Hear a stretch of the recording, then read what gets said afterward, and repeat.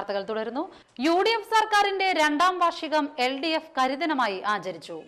LDF Kaipamangalam കമ്മിറ്റിയുടെ ആഭിമുഖ്യത്തിൽ കാളമുറിയിൽ നടന്ന പൊതുയോഗം അഡ്വക്കേറ്റ് VS സുനിൽകുമാർ MLA ഉദ്ഘാടനം ചെയ്തു. ഇടതുപക്ഷ ജനാധിപത്യ മുന്നണി ഭരിച്ചുകൊണ്ടിരിക്കുന്ന കാലഘട്ടത്തിൽ രാജ്യവ്യാപകമായി വിലക്കയറ്റമുണ്ടായപ്പോൾ കേരളത്തിൽ വിലക്കയറ്റമുണ്ടായില്ല. എന്തുകൊണ്ടാണെന്ന് ചോദിച്ചാൽ കേരളത്തിലെ മാവേലി സ്റ്റോറുകൾ സഖാവ് V. ചന്ദ്രശേഖരൻ നായർ ഒരു കാലത്ത് ആരംഭിച്ചാണ് മാവേലി സ്റ്റോറുകൾ. ആ മാവേലി സ്റ്റോറുകൾ ശക്തമായി കേരളത്തിൽ ഇടപെട്ടു.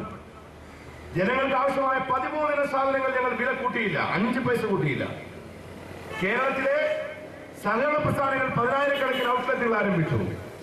അങ്ങനെ 10,000-കണക്കിന് സ്ഥാപനങ്ങളിലൂടെ പൊതു വിതരണ മേഖലയെ ശക്തിപ്പെടുത്തിക്കൊണ്ട് പൊതുമാർക്കറ്റിൽ വില വർദ്ധിപ്പിക്കാതിരിക്കാൻ വേണ്ട ശക്തമായ ഇടപെടൽ അന്ന് ഇടതുപക്ഷ ജനാധിപത്യ മുന്നണി നടത്തി. 2 രൂപയ്ക്ക് ഞങ്ങൾ അരി കൊടുക്കുന്നു എന്ന് പറയുകയല്ല, ജനങ്ങൾക്ക് ഞങ്ങൾ കൊടുത്തു. ഉമ്മൻചാണ്ടി പറയുന്ന പോലെ കൊടുക്കുന്നു എന്ന് പറഞ്ഞ് കൊടുക്കാതിരിക്കുകയല്ല. LDFന്റെ കാലത്ത് ഞങ്ങൾ 2 രൂപയ്ക്ക് അരി കൊടുത്തു. APL BPL വ്യത്യാസമില്ലാതെ ആളുകൾക്ക് അരി കൊടുത്തു. 8 രൂപ 90 പൈസയ്ക്ക് APL BPL വ്യത്യാസമില്ലാതെ 15 കിലോയി എല്ലാവർക്കും ഞങ്ങൾ ഉറപ്പുവരുത്തി. VR ഷൈൻ അധ്യക്ഷനായി. MC Sasidharan, PC Manoj, MD Suresh, PM Nooruddeen, KC Sekharan എന്നിവർ സംസാരിച്ചു. കുടിവെള്ളക്ഷാമം രൂക്ഷമായ പെരിഞ്ഞനം, പടിയൂർ, എടത്തിരുത്തി, കാക്കാതിരുത്തി മേഖലകളിൽ പെരിഞ്ഞനം ലൈഫ് ഗാർഡ്സ് ചാരിറ്റബിൾ സൊസൈറ്റിയുടെ നേതൃത്വത്തിൽ കുടിവെള്ള വിതരണം നടത്തി. President PC Baburaj, secretary PS Babu, P. Pavithran, Muhammad Sharif എന്നിവർ നേതൃത്വം നൽകി.